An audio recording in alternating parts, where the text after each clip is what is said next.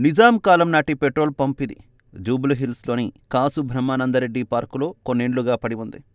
హైదరాబాద్ నిజాం ప్రభువు వాహనాలకు పెట్రోల్ పోసేందుకు ఈ ప్రైవేట్ పంపును ఏర్పాటు చేసినట్టు చారిత్రక ఆధారాలు వెల్లడిస్తున్నాయి. ప్రతిరోజు ఎంతోమంది ఉదయం ఈ పార్కుకు వాహ్యాళ్ళకి వస్తున్న రాజు అల్లూరి అనే వ్యక్తి ఇటీవల దీనిని గుర్తించారు.